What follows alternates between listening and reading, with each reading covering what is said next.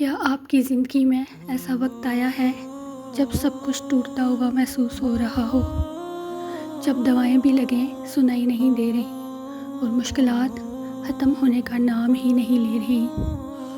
اس وقت ایک بات یاد رکھیں، ہر مشکل سزا نہیں ہوتی۔ کبھی کبھی اللہ آپ کو گرانے کے لیے نہیں بلکہ اٹھانے کے لیے آزماتا ہے۔ السلام علیکم۔ آج ہم ایک ایسی حقیقت پر بات کریں گے جو ہر دل کو سکون دے سکتی ہے اگر اس سے سمجھ لیا جائے۔ ہم اکثر سمجھ لیتے ہیں کہ زندگی مشکل ہو گئی ہے تو شاید ہم سے کوئی غلطی ہو گئی ہے یا اللہ ہم سے ناراض ہے، لیکن حقیقت اس کے بالکل برعکس ہوتی ہے۔ اللہ تعالیٰ قرآن میں فرماتا ہے کہ وہ اپنے بندوں کو آزماتا ہے، لیکن آزمائش اور سزا میں بہت فرق ہوتا ہے۔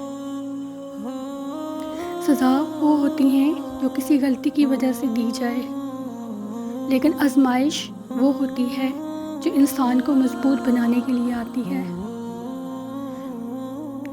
جیسے سونا آگ میں جل کر صاف ہوتا ہے، ویسے ہی انسان مشکلات میں جل کر نکھرتا ہے۔ اگر آج آپ کی زندگی میں مشکلات ہیں، اس کا مطلب یہ نہیں کہ آپ اکیلے ہیں یا اللہ آپ سے ناراض ہے، بلکہ ہو سکتا ہے کہ اللہ آپ کو ایک بڑے مقام کے لیے تیار کر رہا ہو۔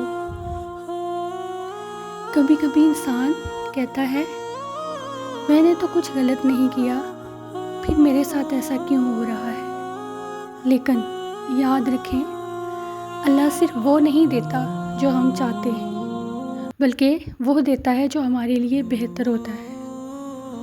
کچھ تکلیفیں ہمیں بچانے کے لیے ہوتی ہیں، کچھ تاخیر ہمیں بہتر وقت دینے کے لیے ہوتی ہے، اور کچھ بند دروازے ہمیں صحیح راستے پر لانے کے لیے ہوتے ہیں۔ حضرت یوسف علیہ السلام کی زندگی کو دیکھیں۔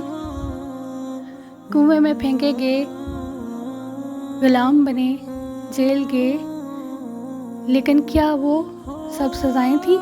نہیں، وہ سب ایک عظیم بادشاہت کی تیاری تھی۔ اگر وہ مشکلات نہ آتی تو وہ اتنا بڑا مقام کبھی نہ ملتا۔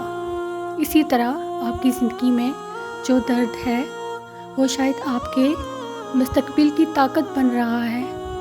اللہ اپنے بندے کو کبھی بھی اس کی برداشت سے زیادہ تکلیف نہیں دیتا، اور جو بھی آپ برداشت کر رہے ہیں اس کا مطلب ہے کہ آپ کے اندر اتنی طاقت موجود ہے کہ آپ اسے پار کر سکتے ہیں۔